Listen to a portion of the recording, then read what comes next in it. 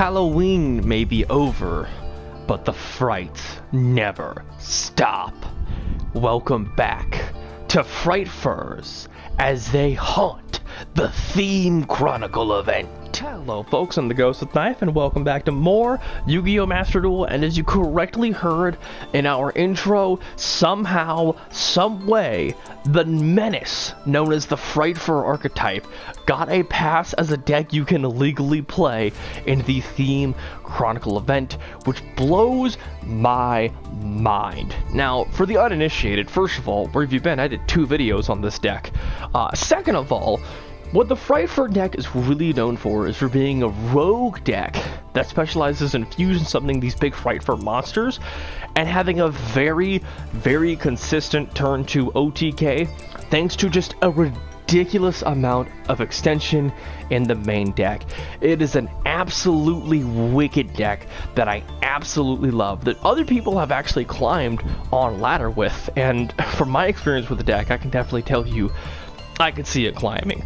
This deck is absolutely devious and I love it so much. Now, to play it for the event, I had to take the Frightfur deck that we did in my last video and edit it slightly. I had to take out the one kaiju in here and I just put in Suture Rebirth. The main reason I did that is because it's more special summoning, why not? And then for the extra deck, I kind of had to rip out all the really powerful cards that we don't really need, and I just added in a few more Frightfurs as well as a Nightmare Unicorn, and I think that was really it.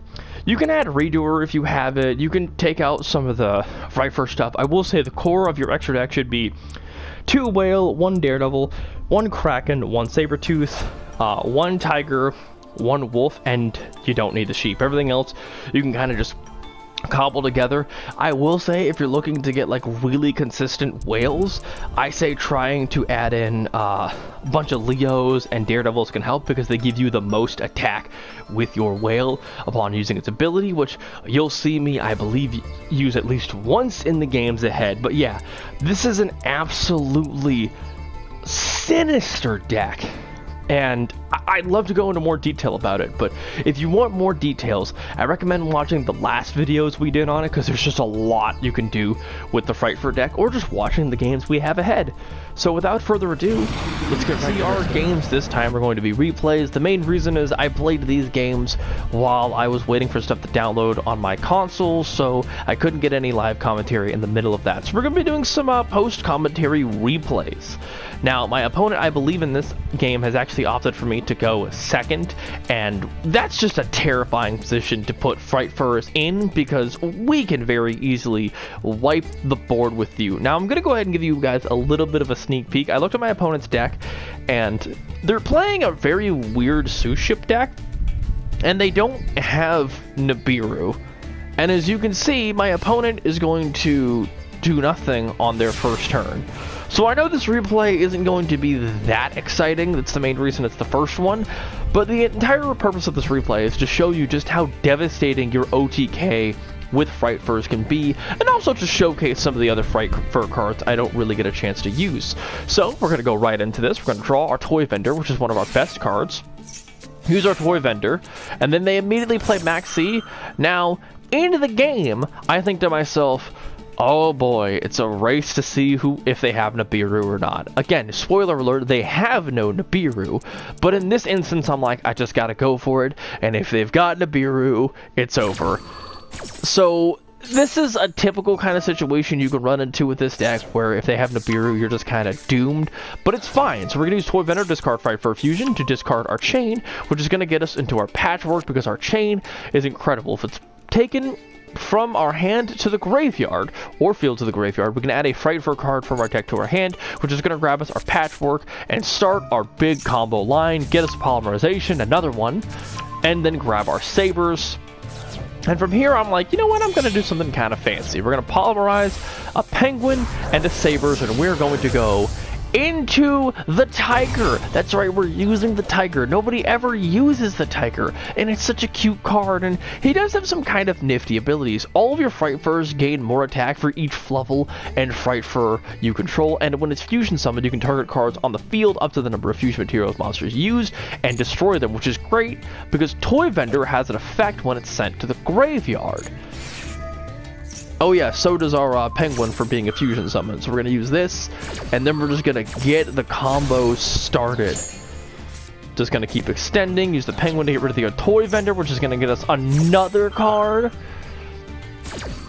which is absolutely fantastic. Allow us to draw into another dog. I kind of made a misplay and I grabbed the dog. I didn't mean to. I meant to grab something else, but I was on phone, and mobile's not the best way to play this game. Then we go ahead and grab our Fluffle Wings, and from here we're going to play the dog, and we're going to grab the sheep. And then we're going to play the sheep. Now, as you can see, our tiger is going up drastically, but the idea behind this is we don't actually care about the Fluffles we're summoning because we have Frightfur Fusion, which lets us use stuff in our field and graveyard.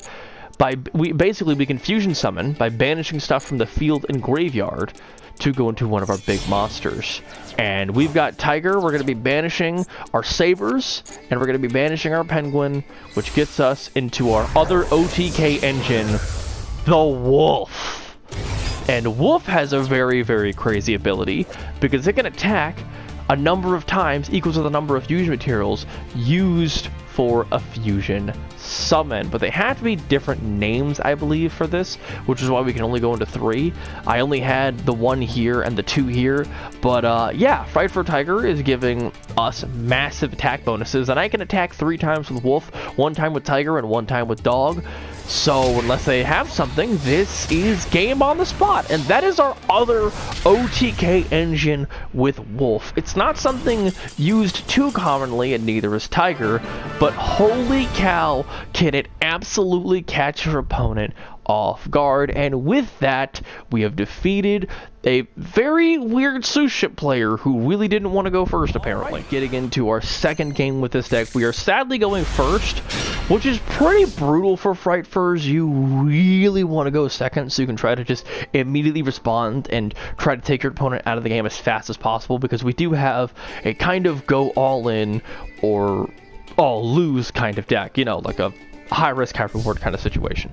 So in this situation, I'm going to try to Toy Vendor, just try to get my line started, and of course they have Max C. Why wasn't this card banned for this event? I don't know. Anyways, they've used a monster effect which allows us to go into our triple tactics thrust. Chow!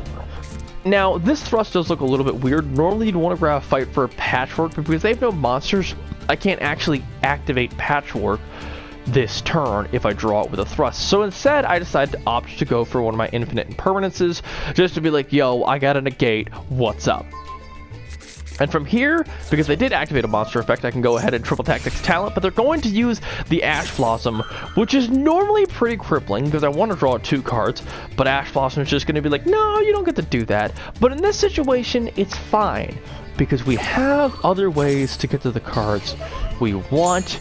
Because remember, we have Toy Vendor, who can discard our chain to draw us into Fluffle Sheep, and in this instance, I'm just going to go ahead and special summon it, which lets us draw into our Frightfur Patchwork, and then we're going to use the Frightfur Patchwork I wanted in the first place, grab the Polymerization, and we're going to grab the Scythe. Now, I could fuse into one of my big Frightfur monsters right now, but I'm not going to. I'm still under the effects of Maxi, and I don't want to give them too many cards. Also, I have the Scythe, and the Scythe can allow us to fusion our monsters on our opponent's turn, so we do have a little bit of turn 1 plays if need to. So we've set up our board with a Sheep, a Negate, and a potential Frightfur Whale. They're going to go ahead for the Speedroid Terror Top. We're just going to negate it. I'm like, I don't know why you didn't remember I had this, because I do.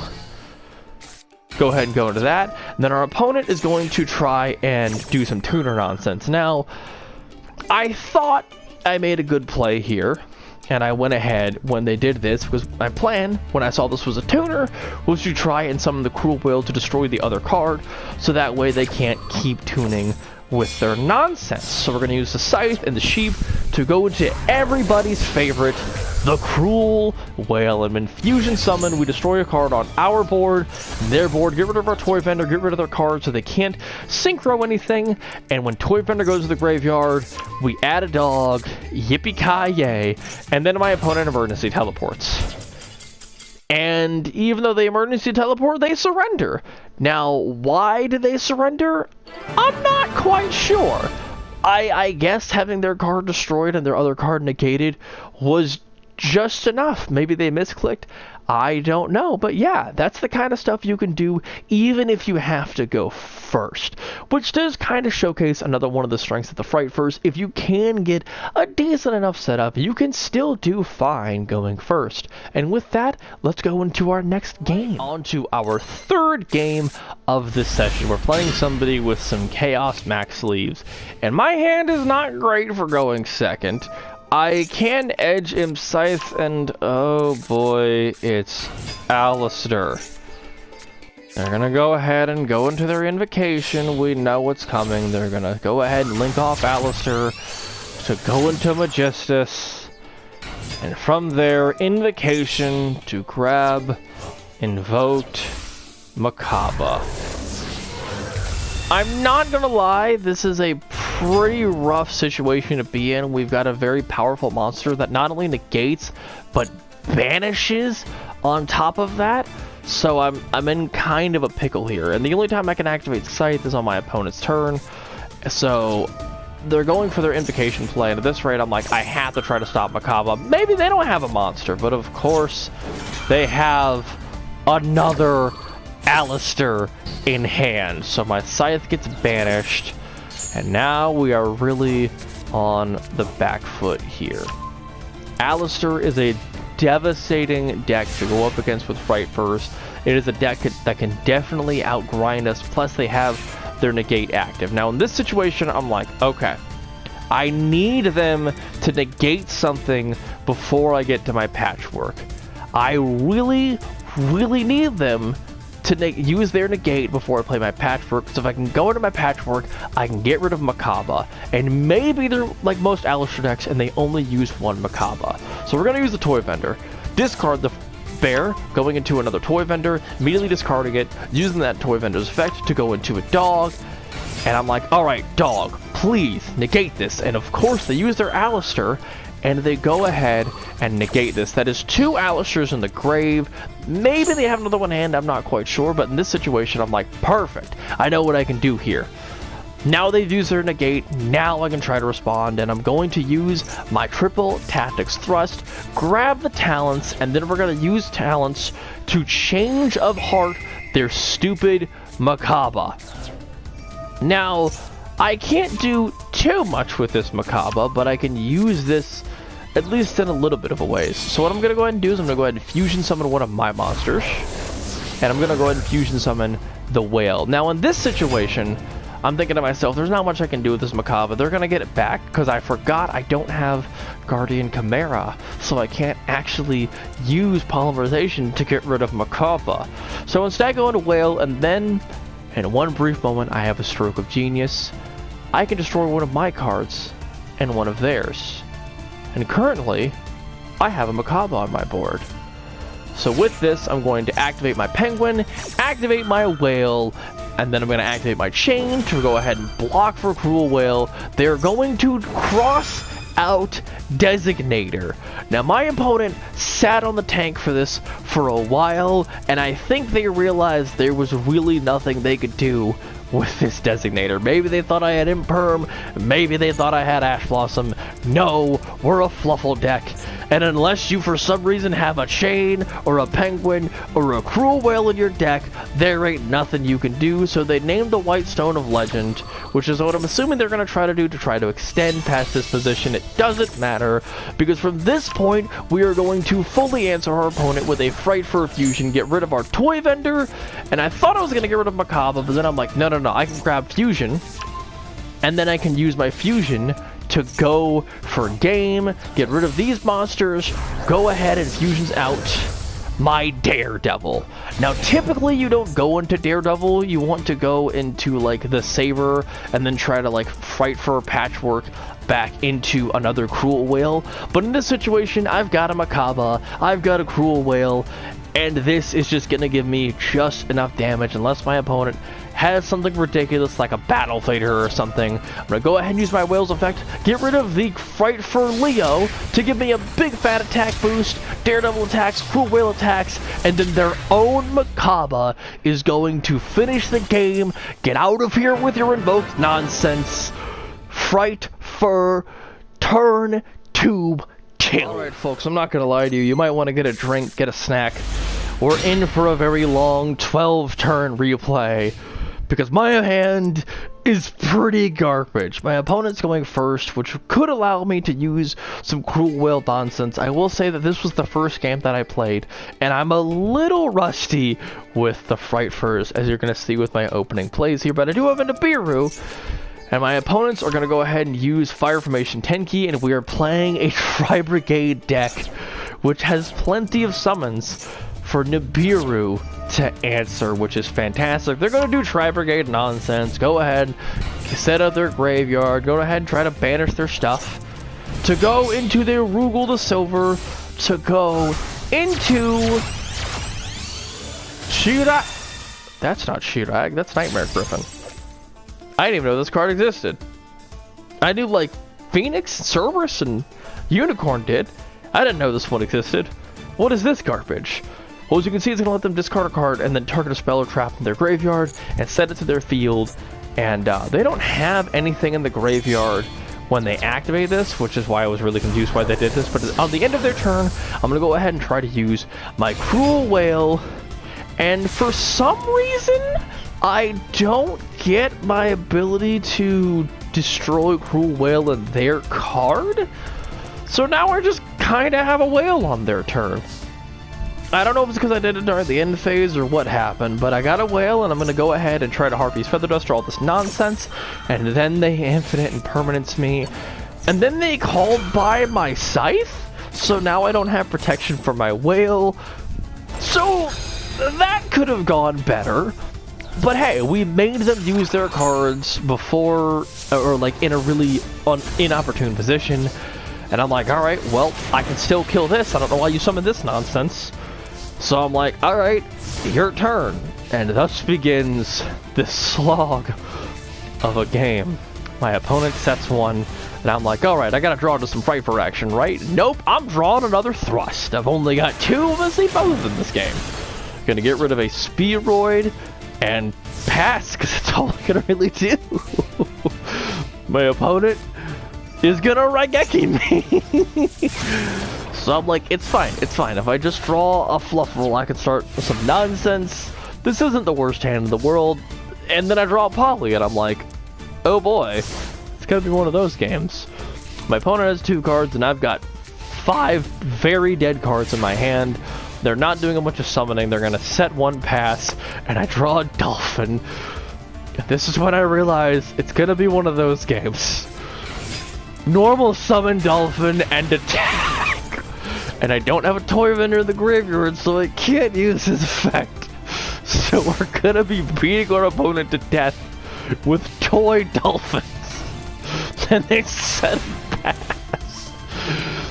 I told you this was a long one, and I'm like, okay, cool, we're gonna go into the dog. And then they Ash Blossom, so I can't use my dog. And I'm like, fine, who needs it? I'm gonna Thrust to try to draw 2 cards, see if I get some action. And I draw into 2 polymerizations and my only Lightning Storm. And I'm like, damn it, okay, we'll Thrust. And then I'll grab Patchwork, and for some reason I can't activate it. My opponent has a monster. I don't know why I can't activate it, because it wasn't set. But I can't activate it, and I'm like, you know what, whatever. Attack with dog, attack with dolphin. They've got 1 card left, and I'm like, whatever. We're gonna link summon here into the Abyss Dweller. Now, my thought process behind this was that this deck does like to interact with its graveyard a lot, and I thought they couldn't use any effects that affected their graveyard with this. And as you're gonna find out, that's not how this card works. It doesn't get this rare attack boost because I have a water monster in the dolphin. I'm gonna go ahead and get rid of the dog so I can keep my attack boost. And I'm like, yeah, can't use your graveyard. And then they use it anyways, and they go into this, and I'm like, oh, well, this isn't good. And then my opponent goes into a Barren Blossom? Yeah, my opponent has a monster that can out my monster, but they chose to go into a smaller monster. Now, in hindsight, rereading this card, I reread this a few times because, like, did they have to link summon with this? I'm not quite sure why they did that. Because they can special summon a link monster from the extra deck with link rating, and then also you can use them as a link. You can only use them as a link material. So yeah, rereading this card, they don't have to link summon with it. They could just use the Rugal to beat my opponent's monster down. I guess they thought, oh well, like when this goes to the graveyard, you can make all of your opponent's monsters lose attack for each monster type you control. So I guess they thought they could like lower the attack of my Abyss Dweller, but it just didn't work. I mean, I'm guessing that's what their game plan was, because this would have put me at 1900, and then with their 1600 attack. Yeah, in hindsight, I don't know why the hell they did this. But yeah, my opponent could have outed me with this guy, and they went into this, I guess. I really don't know why. So at this point, I'm like, okay. And then my opponent scoops.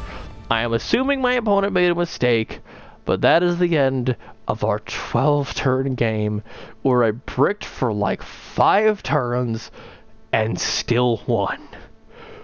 What the hell is Yu-Gi-Oh? Our time with the Frightfurs and the Theme Chronicle event comes to an end, and just like the last time I played this deck, I really enjoyed it. This is one of the most powerful turn 2 decks to be in sort of the rogue area of the meta. The ability to consistently turn to OTK thanks to Cruel Whale and your Sabertooth and sometimes your Wolf is just menacing. Good golly, Miss Molly, this deck can be absolutely brutal if you have nothing to answer to, and even if you do have multiple answers, this deck just has so many ways to extend that it is very hard to stop that dreaded turn 2 OTK, and it just makes you feel like you've just got something really nasty to deal with. It makes you feel like something your opponent should be afraid of.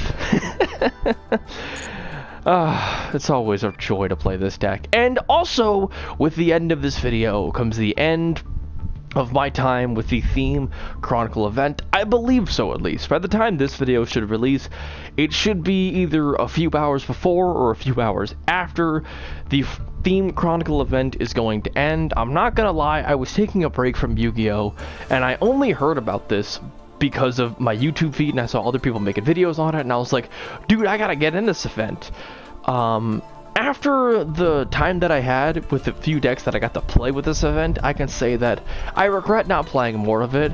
I really enjoyed the mostly jank environment this event got to create. Being able to play Sous Ship seriously is always a treat, and being able to have Frightfurs not have to go up against the most powerful meta decks can really showcase just how devastating they can be. Now, my upload schedule and all the videos I had planned out did get completely warped thanks to this event because I wanted to make as much content as possible for it, but you know what? I don't regret it. I absolutely loved coming back to not only Frightfurs, but Sous Ships 2 and Megaliths. I love all of these decks dearly, and being able to play them seriously is just something that I really treasured with this event. If there were any more videos regarding this event, it will be a literal, like, last minute, the event ended, but I still had a little bit more time to play kind of situation, where I'm gonna squeeze out one more video, maybe a few days later. We'll have to see how things play out, but for now, we're going to bid the Theme Chronicle event farewell. I hope all of you got to enjoy this event as much as I got to enjoy it. thank you for tuning into this video, and I will see you guys in the next one. Have a wonderful day, folks.